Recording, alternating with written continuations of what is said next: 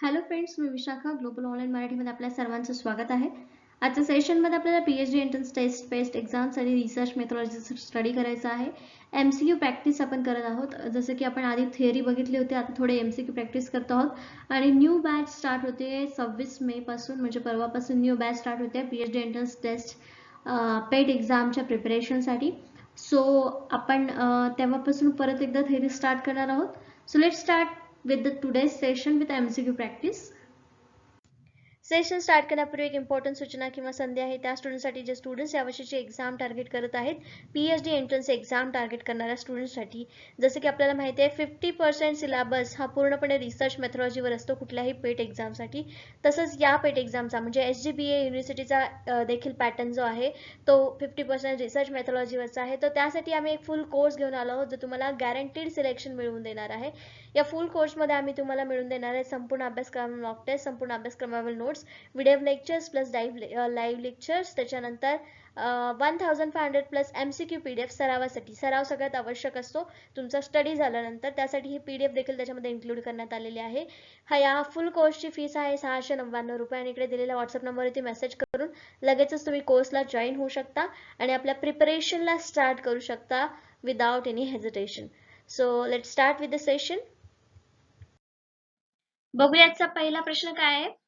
Simple of the following values is used as a summary measure for sample such as a sample mean. खालीलपैकी कोणती मूल्य नमुन्यासाठी सारांश मापन म्हणून वापरली जातात, जसे की नमुन्याचे मीन मोड मेडियन मधलं मीन. ऑप्शन्स आहेत पॉप्युलेशन पॅरामीटर्स लोकसंख्या मापदंड, सॅम्पल पॅरामीटर्स नमुना मापदंड, सॅम्पल स्टॅटिस्टिक्स पॉप्युलेशन मीन लोकसंख्या मीन. त्याचे करेक्ट आन्सर आहे सी सॅम्पल स्टॅटिस्टिक्स. तर नमुना सांख्यिकी इथे का वापरली जाते, कारण आपल्याला प्रश्नामध्येच विचारले की अशी कोणती व्हॅल्यू तिथे यूज केली जाते समरी मेजर साठी, तर त्याला आपण सॅम्पल स्टॅटिस्टिक असं म्हणतो, नमुना सांख्यिकी म्हणतो. A sample is a just part of population. आपल्याला हे माहिती आहे की आपण सॅम्पल्स हे कशामधून निवडतो, तर आपल्या पॉप्युलेशन मधूनच निवडतो. For example let's say your population was very every American and you wanted to find out how much the average person earns. त्याच्यामध्ये आपल्याला एक्झाम्पल आपण घेतले की अमेरिकन लोकांचं पॉप्युलेशन आणि त्याच्यामध्ये किती लोक हे अर्न करतायत म्हणजे कमवतायत. Time and finances stop you from knocking on your door in America. So you choose to ask 1000 random peoples. तर ह्याच्यामध्ये आपण काय ठरवलं की 1000 लोकांना आपल्याला विचारायचंय, सॅम्पल म्हणून निवडायचे.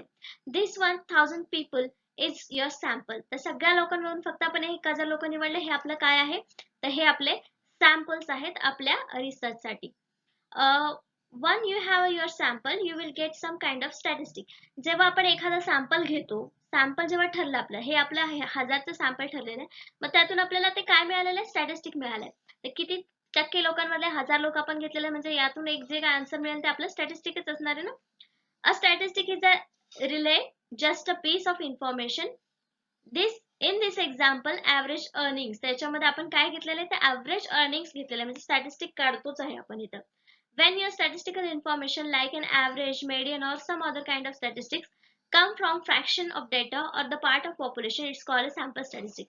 तर इथे त्यांनी डेफिनेशन दिले सॅम्पल स्टॅटिस्टिक ची, आणि सॅम्पल स्टॅटिस्टिक्स आपलं आन्सर आलं होतं. ते का आलं होतं की तुम्ही कसल्याही प्रकारचा ॲव्हरेज, मेडियन किंवा काही इन्फॉर्मेशन जेव्हा घेता कॅल्क्युलेशन साठी, तेव्हा ते एक स्टॅटिस्टिकल इन्फॉर्मेशन असते आणि ते एका फ्रॅक्शन डेटा मधून आलेली असते, तर त्याला आपण काय म्हणतो, सॅम्पल स्टॅटिस्टिक. म्हणून आपल्याला पण तिथे विचारलं होतं की सॅम्पलच्या कॅल्क्युलेशन मधून मीन येत आहे, तर त्याला आपण काय म्हणू शकतो, त्याला आपण सॅम्पल स्टॅटिस्टिक असं म्हणू शकतो. नेक्स्ट क्वेश्चन बघतो आपण सेकंड नंबरचा. काय आहे ते क्वेश्चन आपला, which of the following is a branch of statistic. तर आपल्याला स्टॅटिस्टिक वरचेच क्वेश्चन बघायचा. आपला विषयाचा आहे स्टॅटिस्टिक्स, सोशल सायन्सेस शी रिलेटेड स्टॅटिस्टिक्सचा, आणि त्याच्यावरचा MCQ आहे which of the following is branch of statistic. खालीलपैकी कोणती सांख्यिकी शाखा आहे किंवा सांख्यिकीय अभ्यासाची शाखा आहे. ऑप्शन्स आहेत डिस्क्रिप्टिव्ह स्टॅटिस्टिक्स, इन्फेरेन्शियल स्टॅटिस्टिक्स अनुमानित आकडेवारी, इंडस्ट्री स्टॅटिस्टिक उद्योगाची आकडेवारी, बोथ ए अँड बी, ए आणि बी दोन्ही. तर यापैकी करेक्ट आन्सर जे आहे ते आहे डिस्क्रिप्टिव्ह स्टॅटिस्टिक, म्हणजे वर्णनात्मक आकडेवारी देखील येऊ शकतं. एखाद्या पॉप्युलेशनचं वर्णन करायचं आहे आणि त्यातून सगळे जी आकडेवारी आपण देणार आहे तर ते डिस्क्रिप्टिव्ह असणार आहे, म्हणजे डिस्क्रिप्टिव्ह स्टॅटिस्टिक येतं. आणि इन्फेरेन्शियल स्टॅटिस्टिक म्हणजे अनुमानित आकडेवारी असते. तर ते सगळे दोन्हीचे आहेत, तर स्टॅटिस्टिक्सच्या ब्रांच आहेत. मग आपल्या इथे करेक्ट आन्सर काय येणार, म्हणजे ऑप्शन ए आणि ऑप्शन बी दोन्ही असणार आहे, म्हणजे करेक्ट आन्सर इथे आपल्याला डी मिळणार आहे. मग correct option D, both A and B. What are the descriptive statistic. आता ह्या दोन ब्रांच आहेत, पण या दोन्हीमध्ये काय स्टॅटिस्टिक्स असतं ते बघूया आपण. What are the descriptive statistic. Descriptive statistics are a brief descriptive coefficient that summarize a given data set. तर जो काही आपल्याकडे डेटा सेट दिलेला आहे त्याच्यामध्ये आपण डिस्क्रिप्शन करून तो डेटा समोर आणत असतो, तर त्याला आपण डिस्क्रिप्टिव्ह स्टॅटिस्टिक म्हणतो. Which can be either a representation of the entire or sample of the population. मग हे काय असू शकतं, त्या पॉप्युलेशनचं माहिती किंवा आपण निवडलेल्या सॅम्पलची माहिती तिथे असू शकते. Entire or sample. Descriptive statistics are broken down into the measures of central tendency and measure of variability. तर याच्यामध्ये दोन स्टॅटिस्टिक्स मध्ये येतात, जे आहेत मेजर ऑफ सेंट्रल टेंडन्सी आणि दुसरं येतं मेजर ऑफ व्हेरिएबिलिटी. नेक्स्ट आहे विथ इन्फरेन्शियल स्टॅटिस्टिक. आता हे मिळालं आपल्याला की डिस्क्रिप्टिव्ह स्टॅटिस्टिक म्हणजे काय आहे, तर आता आपल्याला बघायचं आहे इन्फरेन्शियल स्टॅटिस्टिक म्हणजे काय. You are trying to reach conclusion that extended beyond the immediate data alone. जो काही आपला डेटा आहे त्याच्या बियॉन्ड आपल्याला कन्क्लुजन निष्कर्ष काढायचा आहे. For instance we use inferential statistic, म्हणजे त्याच्यासाठी आपण काय करतो, अनुमानित सांख्यिकी तिथे वापरतो, की म्हणजे अंदाज लावू शकतो आणि त्याच्यावरून अंदाजे आपण तिथे आकडेवारी देत असतो, त्याला आपण इन्फरेन्शियल स्टॅटिस्टिक असं म्हणू शकतो. We use inferential statistic to try to infer from the sample data what our population might think. The population काय विचार करत त्याच्यावरून आपण सॅम्पल डेटावरून ते अनुमानित करतो. Or we use inferential statistic to make judgments of the probability that an observed difference between groups is an dependable one or one that might have happened by chance in this study. Thus, we use inferential statistics to make inference from our data to more general conditions. तर आपले जे conditions आहेत किंवा जो आपल्याला data गोळा केलेला आहे त्याच्यातून आपण इन्फरेन्शियल स्टॅटिस्टिकचा अंदाज बांधतो. म्हणजे अनुमानित स्टॅटिस्टिक म्हणजे काय, तर आपण एक अंदाज बांधतो की हा या आकडेवारीपर्यंत इतके इतके लोक त्याच्यामध्ये असू शकतील, जो आपल्याला डेटा मिळालेला आहे त्याच्यावरून. तर हा अंदाज किंवा अनुमानित स्टॅटिस्टिक हा देखील एक ब्रांच आहे सांख्यिकीची स्टॅटिस्टिक्सची. We use descriptive statistics simply to describe what's going in our data. तर मग जो डेटा आपण गोळा करतो तर त्याला आपण डिस्क्रिप्टिव्ह स्टॅटिस्टिक म्हणतो. दुसरं इन्फरेन्शियल स्टॅटिस्टिक म्हणजे काय, तर ते काही वेळेला कन्क्लुजन लवकर काढायचं असतं आपल्याला मिळालेल्या डेटाच्या पलीकडे, त्यावेळेस आपण या प्रकारचं स्टॅटिस्टिक यूज करत असतो. नेक्स्ट क्वेश्चन बघतोय थर्ड नंबरचा. The control charts and procedure of descriptive statistics which are used to enhance the procedure can be classified into which of these category. वर्णनात्मक आकडेवारीचे नियंत्रण चार्ट आणि कार्यपद्धती यांचा उपयोग प्रक्रिया वाढवण्यासाठी केला जातो. यापैकी कोणत्या श्रेणीमध्ये वर्गीकृत करता येईल. हे जे करायला सांगितलेलं आहे आपल्या आकडेवारीचा चार्ट, कार्यपद्धती, त्यांचा उपयोग वाढवण्यासाठीची प्रक्रिया, या सगळ्या गोष्टी कुठल्या गोष्टीमध्ये येतात ते आपल्याला सांगायचं आहे. ऑप्शन्स आहेत बिहेवियरल टूल्स, वर्तनाची साधने, सिरियल टूल्स, इंडस्ट्रियल स्टॅटिस्टिक्स आणि डी स्टॅटिस्टिकल टूल्स. तर मग आपण स्टॅटिस्टिक्सचा अभ्यास करतोय आणि डिस्क्रिप्टिव्ह स्टॅटिस्टिक विषय विचारलेला आहे, त्याच्यामध्ये आपण चांगल्या प्रकारे माहिती मांडण्यासाठी चार्ट्सचा उपयोग करतोय, वेगवेगळ्या गोष्टींचा वापर करतोय. मग त्याला काय म्हणणार आपण, हा सिंपल क्वेश्चन आहे. तर बिहेवियरचा तिथे अभ्यास नाही करत आहे आपण, सिरियलचा पण नाही करत आहे, इंडस्ट्रियल स्टॅटिस्टिक तर नाहीच ऑप्शन तिथे. मग आपण डिस्क्रिप्टिव्ह स्टॅटिस्टिक म्हणतोय म्हटल्यानंतर ते स्टॅटिस्टिकलच टूल असणार, कुठले स्टॅटिस्टिक असो स्टॅटिस्टिकल टूल असणार आहे. म्हणून आपल्या इथे करेक्ट आन्सर काय असणार आहे, डी स्टॅटिस्टिकल टूल, सांख्यिकीय साधनेमध्ये त्यांचा समावेश होणार आहे. म्हणून आपलं करेक्ट आन्सर इथे डी आलेला आहे. The most well known statistical tools are. आता हे आपल्याला एक टूल होतं जे आपल्याला विचारलं होतं क्वेश्चन मध्ये. तर मेन कुठले कुठले आहेत अजून तिथे दिलेलं आहे, mean, the arithmetical average of numbers, median and mode, range, dispersion, नंतर आहे standard deviation, interquartile range, coefficient of variation etcetera. हे सगळे जे पॉइंट्स आहेत किंवा या ज्या गोष्टी आहेत ते आपल्या स्टॅटिस्टिकल टूल आहे, त्याच्यातून आपण जो डेटा मिळालेला आहे तो आपण एक्सप्लोर करत असतो किंवा एक्सप्लेन करण्यासाठी त्याची आपल्याला हेल्प होते. There are also software packages like SAS and SPSS which are useful in interpreting the reason for a large sample size. तर ह्या गोष्टी आहेत आपल्याला छोट्या साईज मध्ये आपण रिझल्ट सांगू शकतो किंवा कॅल्क्युलेशन करू शकतो. पण मोठ्या सॅम्पल साईजला आपल्याला कॅल्क्युलेशन करण्यासाठी कशाची गरज असते, तर सॉफ्टवेअर पॅकेजेसची. मग ते कुठले कुठले आहेत, SAS, SPSS. कदाचित आपल्याला याच्यावरती क्वेश्चन येऊ शकेल की स्टॅटिस्टिकल सॅम्पल डेटा जो आहे तो आपला इंटरप्रेट करण्यासाठी कशाचा उपयोग केला जातो, तर सॉफ्टवेअरचा. पण सॉफ्टवेअर्स कुठले यूज केले जातात, SAS किंवा SPSS. The data and the use of statistics provide the tool to decide. हे काय करतात, डेटा कशासाठी यूज होतो आपला, data and the use of statistics provide the tool to decide. It gives a solid foundation on which to basis decision, big or small. मग ह्याच्यावरती काय असतं, जो डेटा आपण गोळा केलेला असतो फक्त त्याच्यावर आपण निर्णय देऊ शकत नाही. जेव्हा आपलं सगळे कॅल्क्युलेशन होतं, स्टॅटिस्टिक आपलं कम्प्लीट होतं, त्याच्यानंतर मग आपले डिसिजन्स घ्यायचं आपण ठरवतो, बिग असो किंवा स्मॉल असो, म्हणजे छोटे असो किंवा मोठे असो. It is extremely important to researchers to know what statistic they want to use before they collect their data. हा, सगळ्यात महत्वाचं आपल्याला काय असतं की आपल्याला डेटा कसला कलेक्ट करायचा, आपल्याला स्टॅटिस्टिक नेमकं कशाचं पाहिजे हे आपल्याला क्लिअर पाहिजे. Otherwise data may be collected that is unusable. नाही तर मग काय होऊ शकतं, जो डेटा आपल्याला गरजेचाच नाहीये किंवा डेटा गोळा करून झाल्यावर कळलं की यातला फक्त एवढाच डेटा उपयोग येतो, बाकी त्याचा उपयोगच नाही, असं झालं तर आपला वेस्ट ऑफ टाइम आहे. जो डेटा आहे तो अनयुजेबल असणार आहे. म्हणून इथे आपल्याला काळजीपूर्वक डेटा कुठला निवडायचा हे पूर्वीच ठरवून नंतरच त्याच्यावरती काम करावं लागतं. नेक्स्ट क्वेश्चन बघतोय आपण 4th नंबरचा. Which of the following can also be represented as a sample statistics. सुरुवातीला एक क्वेश्चन गेला आपला, ज्याचा आन्सर आपण दिलं होतं सॅम्पल स्टॅटिस्टिक म्हणून. आता याच्यावरती आपल्याला वेगळा क्वेश्चन आलेले. खालीलपैकी कोणते नमुना आकडेवारी म्हणून दर्शवले जाऊ शकतात. ऑप्शन्स आहेत लोअर केस ग्रीक लेटर्स, लोअर केस ग्रीक अक्षर, Roman letters, associated Roman alphabet, संबंधित रोमन वर्णमाला, अप्पर केस ग्रीक लेटर्स. तर यापैकी कुठलं सॅम्पल स्टॅटिस्टिक आपण दाखवू शकतो, तर करेक्ट आन्सर आहे बी, रोमन लेटर्स. रोमन अक्षरे जे आहेत ते आपण रिप्रेझेंट करू शकतो सॅम्पल स्टॅटिस्टिकला. हे आपल्याला लक्षात ठेवायचं. याचं एक्सप्लेनेशन नाही, पण त्या ठिकाणी सॅम्पल स्टॅटिस्टिक दाखवण्यासाठी, रिप्रेझेंट करण्यासाठी याच अक्षरांचा वापर केला जातो, हे आपल्याला लक्षात ठेवायचं. Greek letter represents population parameter values. Roman letters presents sample values. Sample values represent करण्यासाठी यांचा वापर केला जातो. A Greek letter with a hat represent the estimate of population value from the sample, that is represents the true, हे चिन्ह आहे, represents the true population mean of x, while represents is estimate from the sample. हे जे आहेत हे चिन्ह, म्हणजे हे जे चिन्ह आहेत ते कशामधले आहेत, रोमन लेटर्स आहेत. त्यातून आपण ह्या सॅम्पल व्हॅल्यूज तिथे आपण मांडतो आणि अशा प्रकारे रिप्रेझेंट केलं जातं.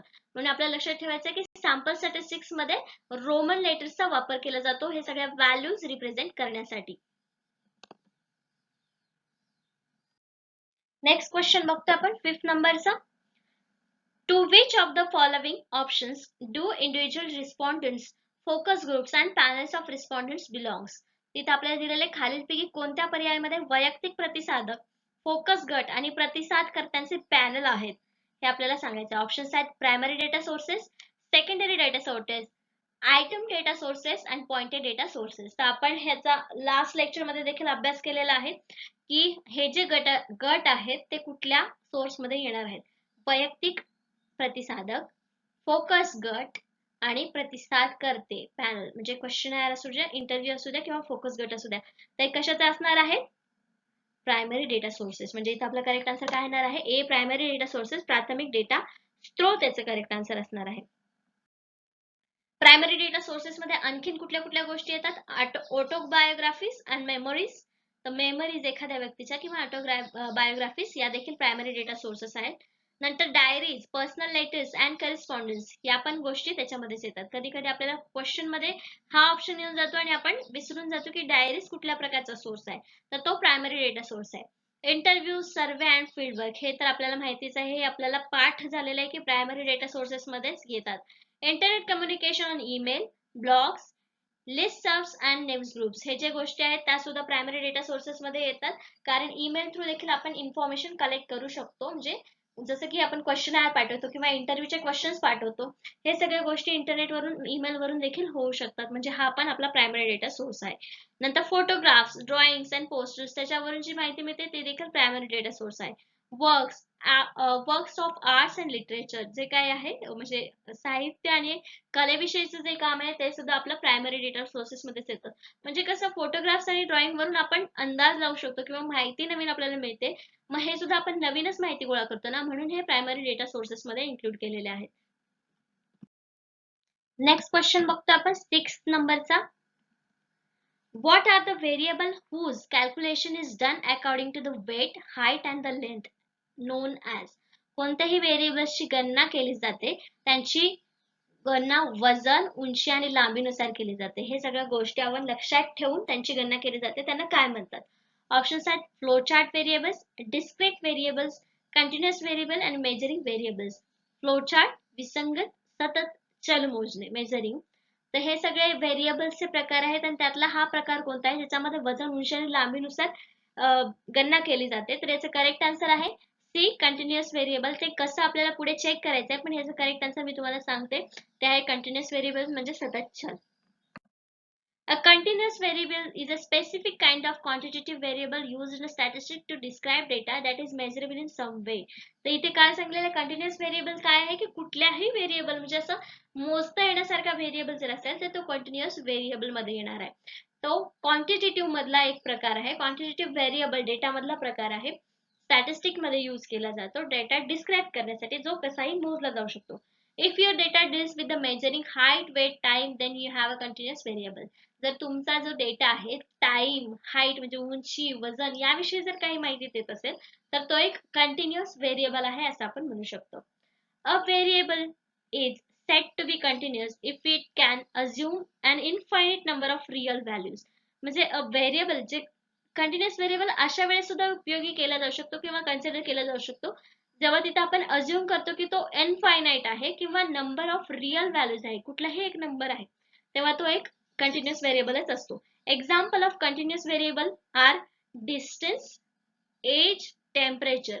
For example, the height of the student is a continuous variable because the student may be 1.6321748755.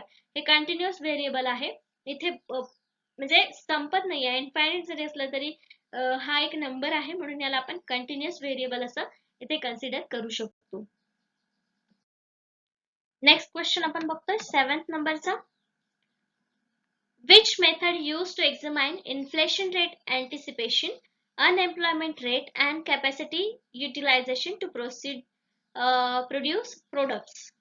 महागाई दराचा अंदाज, बेरोजगारी दर आणि उत्पादने तयार करण्यासाठीची क्षमता वापर तपासण्याची कोणती पद्धत वापरली जाते? तर या काही गोष्टी आहेत याच्यामध्ये मोजण्यासाठी कुठली पद्धत वापरली जाते? ऑप्शन्स आहेत डेटा एक्सपोर्टिंग टेक्निक्स, डेटा निर्यात करण्याचे तंत्र, डेटा इम्पोर्टिंग टेक्निक्स, डेटा आयात करण्याचे तंत्र, फॉरकास्टिंग टेक्निक पूर्वानुमान तंत्र, डेटा सप्लाय टेक्निक्स, डेटा पुरवण्याचे तंत्र.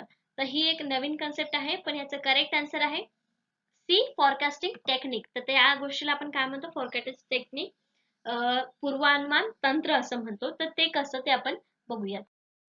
Forecasting is a technique that uses historical data as input to make informed estimates that are predictive in determining the direction of future trends. तर त्यांनी आपल्याला बेरोजगारीचा अंदाज घ्यायला सांगितलेला आहे किंवा एखाद्या गोष्टीचं उत्पादन करण्याची क्षमता किती याचा अंदाज घ्यायला लागेल. मग आपल्याला सुरुवातीला काय करावं लागेल की आधी त्यांनी किती उत्पादन केलं होतं, आधीचा बेरोजगारी दर काय होता, आधीची एम्प्लॉयमेंट किती होती, या सगळ्या गोष्टींचा आपण अभ्यास करतो आणि नंतर पुढे मग त्याचा अंदाज लावून त्याच्या कॅपॅसिटी किती आहे हे सगळं आपण मोजत असतो. म्हणजे या प्रकारे या टेक्निकने ते मोजत असतो. मग त्या टेक्निकला काय म्हणतो आपण फॉरकास्टिंग टेक्निक. तर हे आपल्याला याच्यात सांगितलेलं आहे. Business utilise forecasting to determine how to allocate their budgets or plan for anticipated expense and upcoming period of the time.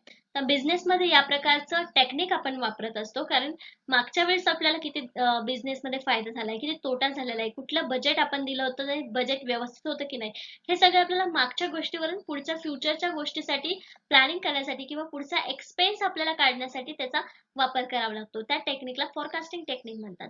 Forecasting is a method of making informed predictions by using historical data as a main input for determining the course of future trends. Future trends चा course करण्यासाठी आपल्याला याचा अभ्यास करावा लागतो, या टेक्निकचा वापर करावा लागतो. Companies use forecasting for many different purposes such as anticipating future expenses आणि तेच माहिती आपल्याला इथे पण दिलेली आहे की कंपनीचा एक्सपेन्स आणि प्लॅनिंग करण्यासाठी या प्रकारचं टेक्निक आपण यूज करत असतो. नेक्स्ट क्वेश्चन बघतो आपण 8 नंबरचा. Specialized process such as graphical and numerical methods are utilized in which of the following? Graphical आणि संख्यात्मक पद्धतीसारख्या विशेष प्रक्रिया खालीलपैकी कोणत्यामध्ये वापरल्या जातात? तर त्यांनी काय काय विचारलेलं आहे? ग्राफिकल, संख्यात्मक, ग्राफिकल आणि न्यूमरिकल गोष्टी किंवा मेथड्स ज्या आहेत ते कुठल्या प्रकारामध्ये खालीलपैकी कशामध्ये वापरल्या जातात? ऑप्शन्स आहेत educational statistics, descriptive statistics, business statistics आणि सोशल स्टॅटिस्टिक्स. तर वेगवेगळे सगळे स्टॅटिस्टिक्सचे प्रकार दिले. तर ग्राफिकल आणि संख्यात्मक, एज्युकेशन मध्ये संख्यात्मक येऊ शकतं, बिझनेस मध्ये संख्यात्मक येऊ शकतं, सोशल मध्ये ग्राफिकल येऊ शकतं, पण डिस्क्रिप्टिव्ह मध्ये या सगळ्याचा समावेश होऊ शकतो. म्हणजे आपलं करेक्ट आन्सर इथे काय येणार आहे?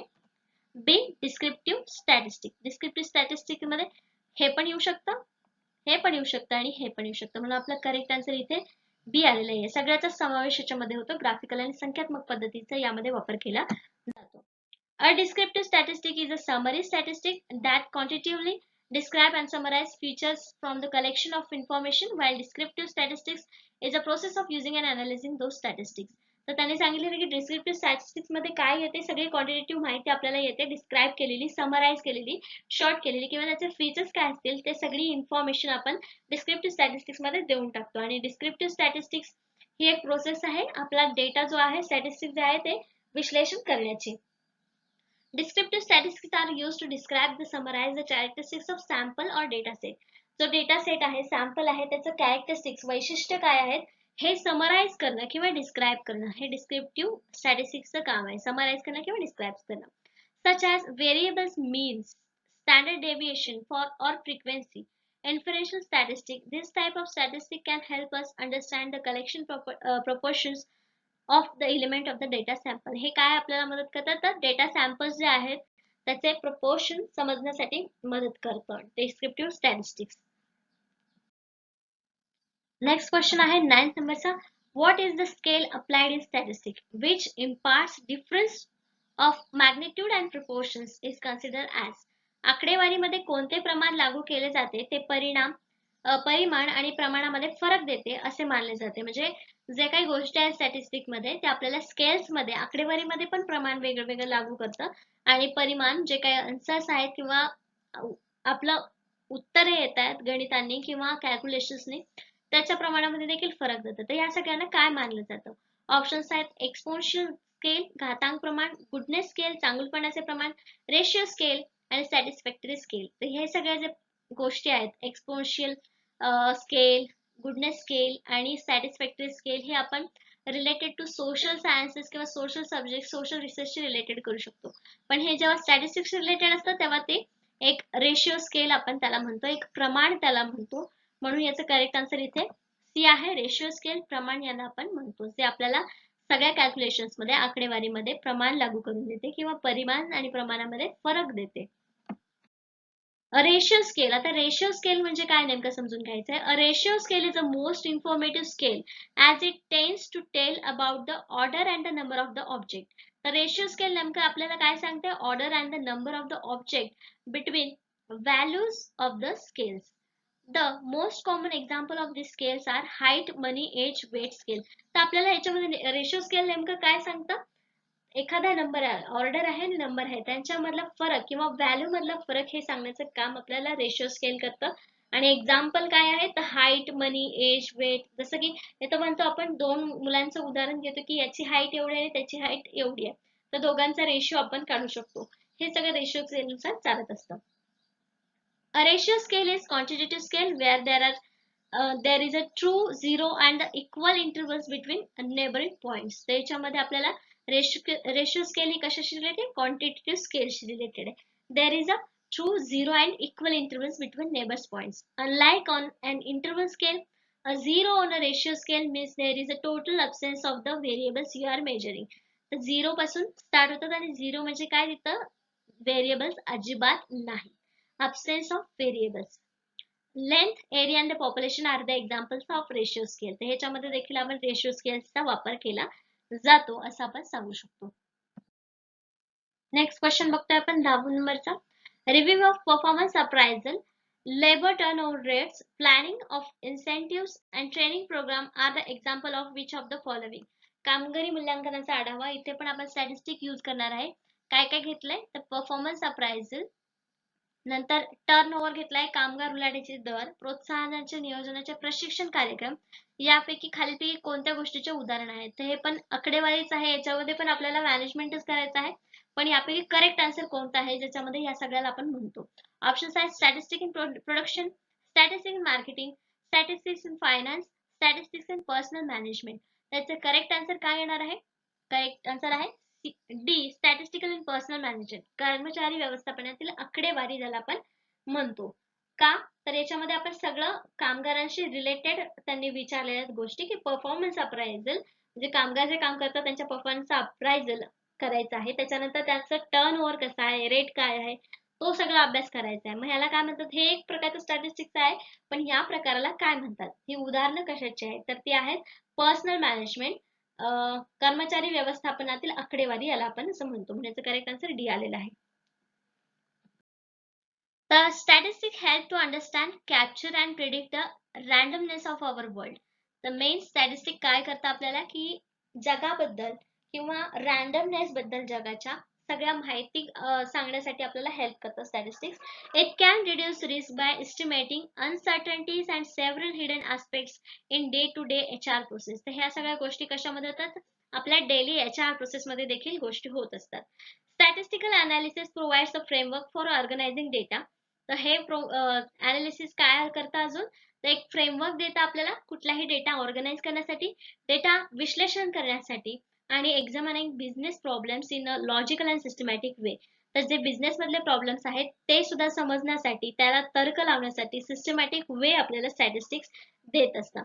With the tremendous trends in the computer technology that have taken place. त्याच्यामध्ये टेक्नॉलॉजीने सुद्धा जागा घेतलेली आहे. ज्याच्यामध्ये जसं की आपण सॉफ्टवेअर बघितले SAS आणि SPSS, हे या प्रकारचे सॉफ्टवेअर्स आहेत जे आपल्याला स्टॅटिस्टिक अनालिसिस करण्यासाठी मदत करतात, जे बिझनेसमध्ये आपल्याला उपयोग येतात. Business have a greater access to and more data than ever before. तर ह्याच्यामध्ये आपल्याला स्टॅटिस्टिकल डेटा प्रोव्हाइड करून आपल्याला त्याच्यावरती म्हणजे फ्युचर प्लॅन बनवण्यासाठी आपल्याला स्टॅटिस्टिक्स मदत करतं. ही बिझनेस बद्दलची इन्फॉर्मेशन का होती, कारण आपला लास्ट क्वेश्चन जो होता तो होता की कर्मचाऱ्यांच्या विषयी मॅनेजमेंट स्टॅटिस्टिक जे उदाहरण होतं ते याच्यावरती रिलेटेड होतं म्हणून आपण घेतलं होतं.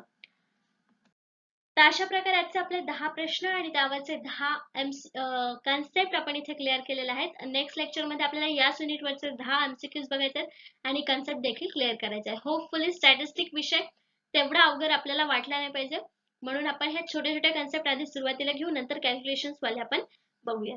आजच्या सेशनसाठी धन्यवाद.